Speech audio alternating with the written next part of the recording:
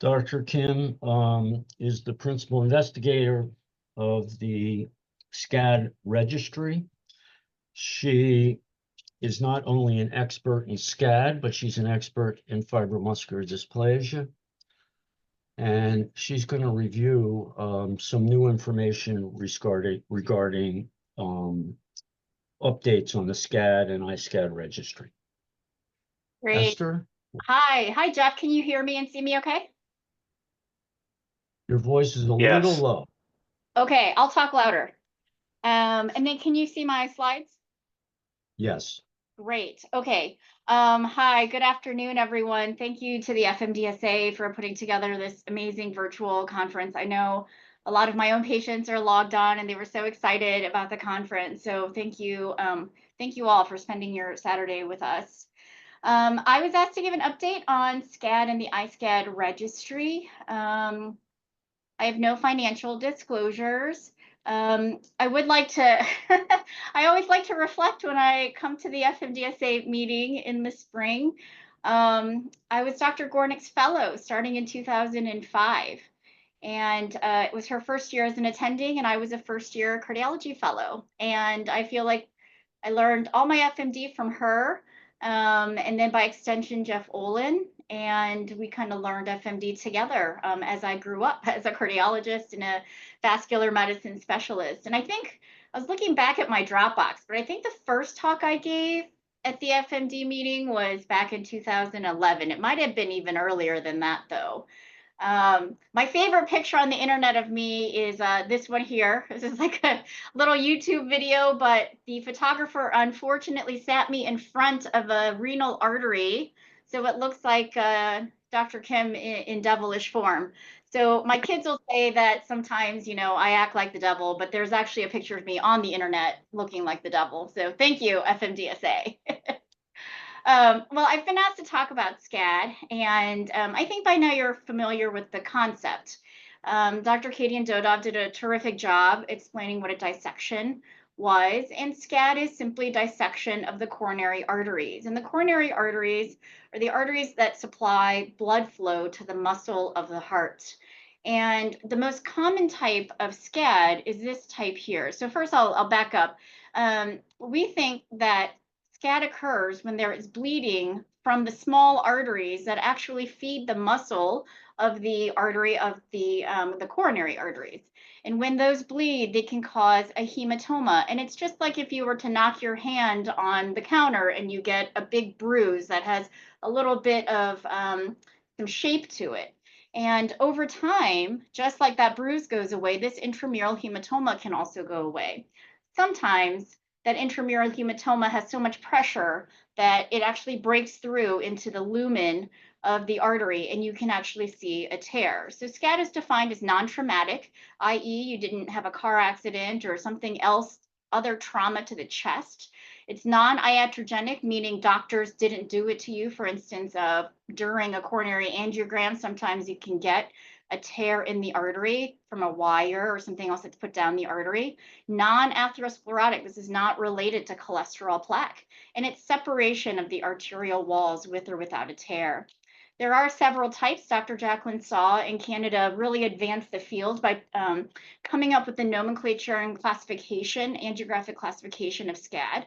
And a type 1 SCAD is that one where there is that false lumen that is visible. And most cardiologists can recognize this, but this is not the most common type of SCAD, although it is the most recognizable. The most common type of SCAD is this type 2 SCAD, where you have this intramural hematoma. And Dr. Olin showed several pictures of this, but it's where we see a coronary angiogram. The artery is coming down, and artery should taper very gently as it goes out towards the tip of the heart. But you can see here that there's an abrupt narrowing in the middle of the artery or at the end of the artery. And in contrast to cholesterol plaque lesions, which tend to be very, very short and limited, these lesions tend to be very, very long. And so this has become very recognizable as a coronary dissection, whereas before we weren't really sure what we were looking at. So many, many thanks and kudos to Dr. Saw, who developed this classification. Our European colleagues actually also have a type 4 SCAD, which is when that intramural hematoma becomes so great that it actually completely occludes the artery. In this example, this artery should continue all the way down the heart and wrap around the tip of the heart there.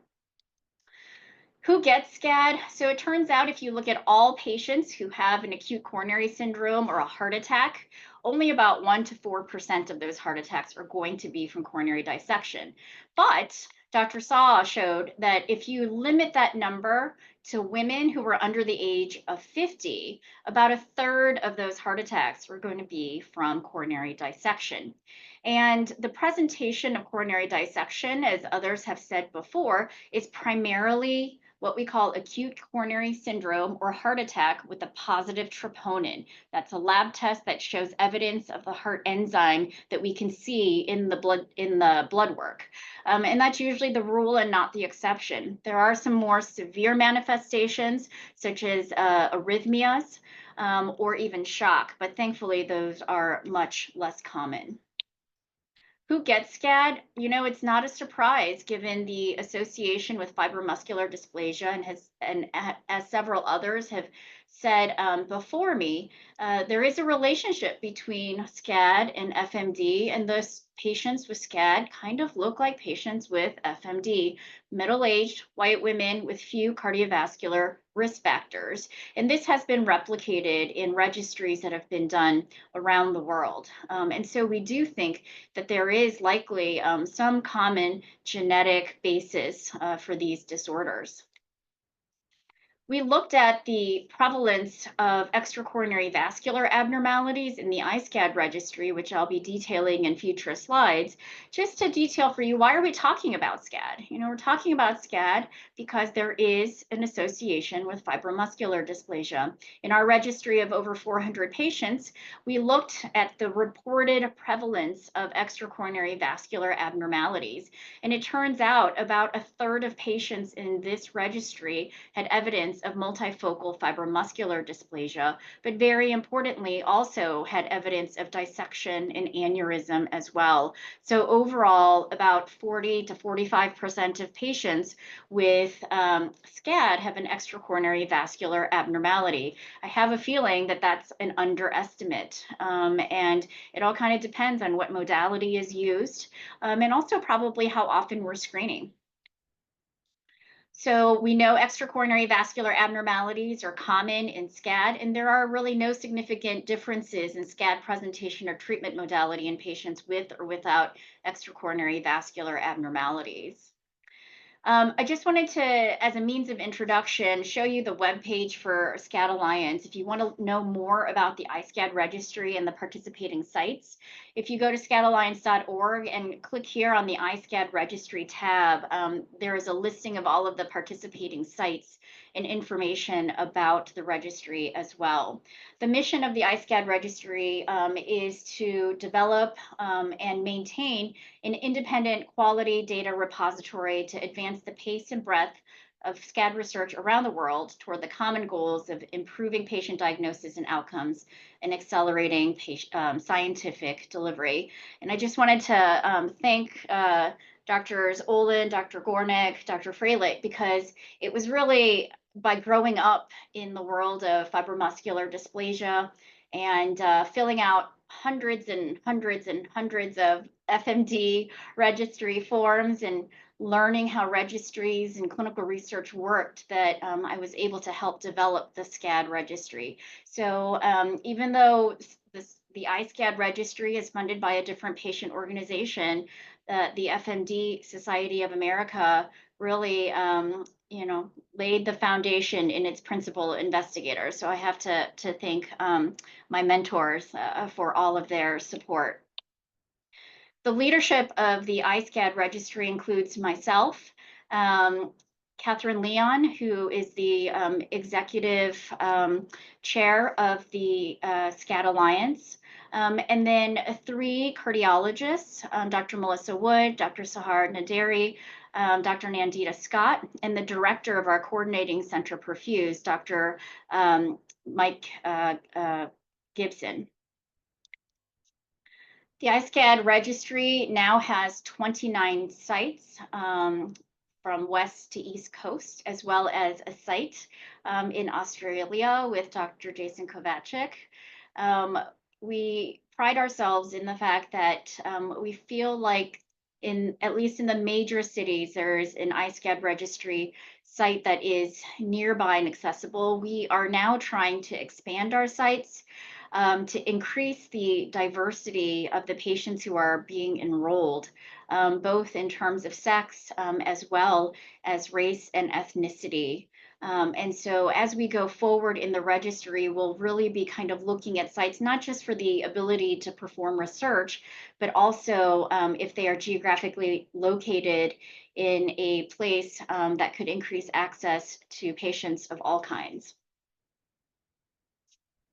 Our first patient was enrolled in March of 2019. And as of April 3rd, 2025, I'm really proud to share that we've now enrolled more than 2,000 patients. We enroll about 30 to 40 patients per month. And we are right in the middle of transitioning our registry from its first iteration into its second iteration. We're going to call that iSCAD 2.0. And we're completely revamping our case report forms and patient questionnaires because we feel like with the first 2,000 patients, we have obtained a sufficient number of responses to be able to answer the initial batch of questions that patients and their doctors had about the subjects in SCAD. And now there are new questions that need to be answered. So we wanted to take that opportunity to ask the new questions. So we'll have a virtual celebration with the patients who are enrolled in the iSCAD registry and kind of celebrate our accomplishments up to now. So stay tuned for any patients who may be enrolled in this registry. This slide takes a figure from a review article that we had the opportunity to write and was published in December of 2024. And in this review article, we were able to highlight some of the things that make the iSCAD registry unique. And I would say that some of the things that make iSCAD registry unique also make the US FMD registry unique in the sense that there is democratization of the data, meaning that there is a data coordinating center. University of Michigan is an enrolling center in the US FMD registry. And in iSCAD, our coordinating center is actually Beth Israel Deaconess Medical Center, and they are not an enrolling registry site. And we really felt like having something independent was important. So that no one facility would own all of the patient data. And in fact, the data is owned by SCAD Alliance. And that's what I mean by decentralization, meaning that the institution doesn't own the patient data, rather the patient organization who is actually financially supporting the registry. The patient voice is very important. We have patient representation on the steering and publication committees. We also ask our patients to help develop the forms, ask the questions that need to be answered by the registry. We have them test out the patient questionnaires before we finalize them. And we also invite patients to be authors on our manuscripts.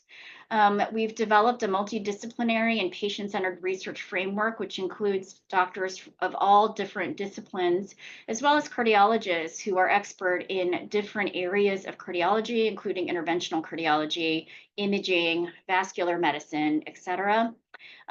We want diversity both within our registry centers, but also amongst our researchers, as well as the patients who are participating. And we really believe in equity in the research. So there is equal opportunity for engagement for the researchers. Just like the USFMD registry, iSCAD is also financed by a patient organization solely. And the providers who participate in this registry do not get reimbursed for their research efforts. So we really try to make an effort to sort of pay them, it's probably not a very good word, but to pay them in research publications. Publications are the currency of academia. And so allowing them to be authors and to submit research project ideas is a benefit, one of many, of becoming a site within the iSCAD registry. As I said, patient involvement in iSCAD is very significant. And this is I just wanted to highlight the patient perspective that we included in our first publication of the iSCAD registry, which was on PTSD, and which I will present a little later on. But we feel it's so important to engage our patients in every step of the way. And in fact, I was recently a part of a roundtable at the European Society of Cardiology held in Amsterdam earlier this year, and was asked to actually be the final keynote speaker. And when I presented that we have a patient perspective in our manuscripts, it was very, very well received. And in Europe, they are considering this as well. So just know that your participation in the registry and your voice in both of these registries is really, really important. So the iSCAD registry has been busy.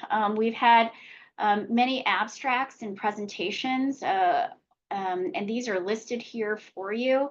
And these have been presented at the American College of Cardiology, as well as the American Heart Association. And I may just highlight a couple of them. I will certainly highlight the couple that are published as manuscripts, but just to give you the range of the manuscripts that we are working on: reproductive health features, triggers for SCAD, migraine headaches, which has been published, extracoronary vascular abnormalities, factors associated with complicated hospital course, significant heterogeneity in antiplatelet regimens for patients with SCAD, Takotsubo syndrome or stress cardiomyopathy in patients with SCAD, patient and system-related delays in presentation and diagnosis of SCAD, racial differences in SCAD, predictors of LV dysfunction after SCAD, again, a paper that is in resubmission, and then sex differences in SCAD, a report of the iSCAD registry. So our first publication was actually on PTSD after SCAD, and the first author was Dr. Jennifer Sumner, who is a PhD academic psychologist. And in this study, we looked at 859 patients who had completed questionnaires about PTSD, and these patients were primarily women who, on average, were about 52 years old.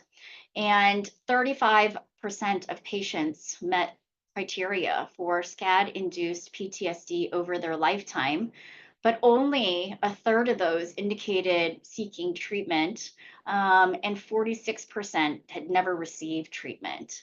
6.4% met criteria for SCAD-induced PTSD very recently within taking the survey. And greater PTSD symptoms were associated with younger age at first SCAD, fewer years since their SCAD, being single, being unemployed, having more lifetime trauma based on some of the questionnaires they answered, and a history of anxiety. As you can imagine, having more PTSD symptoms also related to having greater sleep disturbance and an overall worse health status based on these questionnaires. So we concluded that based on this research that PTSD symptoms are common in patients post-SCAD, and that symptoms should be screened for and treated when there is evidence that PTSD symptoms may be present. This journal article is actually open access, meaning that you can just go on the internet, type in the title of this manuscript, and you can go ahead and read it from the Journal of the American Heart Association. The second manuscript that was published in Vascular Medicine in 2024. Dr. Brian Wells at Emory was actually the first author. And this included 773 patients in the iSCAD registry. And it turned out that a large number of those patients, 46%, had a history of migraines. And those with migraines were more likely to be women, younger at the time of SCAD by a few years, more likely to have carotid involvement of FMD, and as you can imagine, have worse anxiety and depression.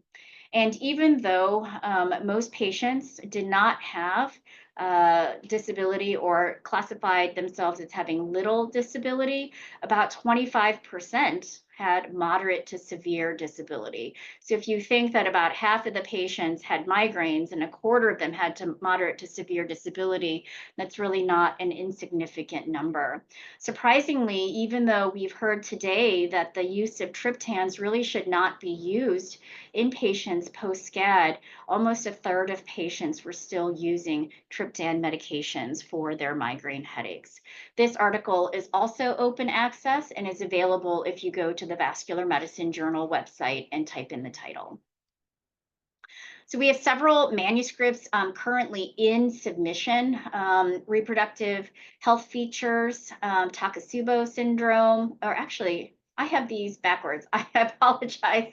We have LV dysfunction, which actually has been accepted very recently. Sex differences in SCAD is in submission. Takotsubo is actually in resubmission. Reproductive health feature should be down here, awaiting submission in analysis. We also have a paper that is being worked on, mechanical support devices in SCAD, pregnancy-associated SCAD, and oh my goodness, I'm sorry, Dr. Gornick, this should be Dr. Gornick, heterogeneity in antiplatelet regimen for SCAD. You know, having conferences where we bring together patients and we bring together investigators is very, very important.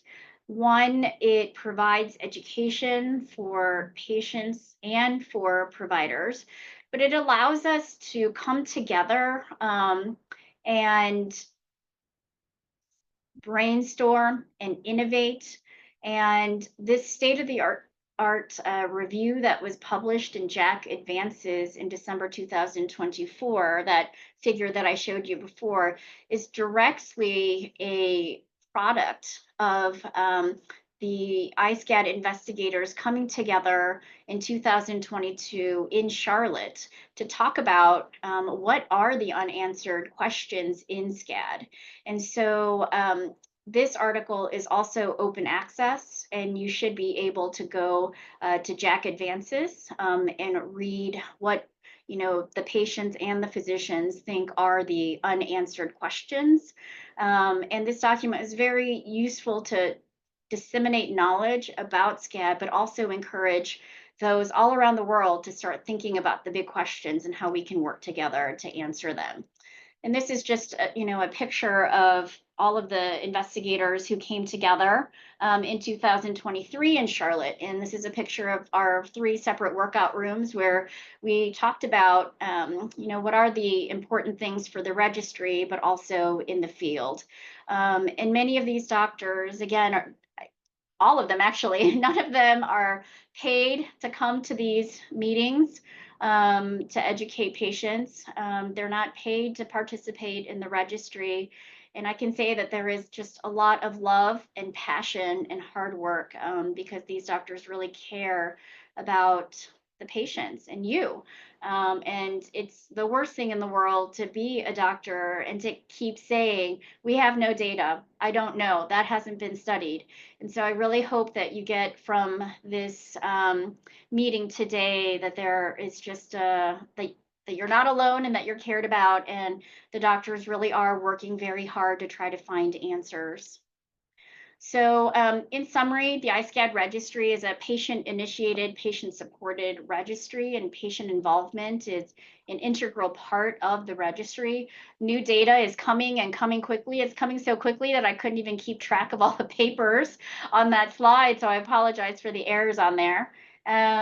Thank you to all who are supporting the research, either by being a participant in the research. And I would say if you get, a case report form from Perfuse from the iSCAD registry, please take the time to complete those forms because that's how we obtain the data to understand this disease process.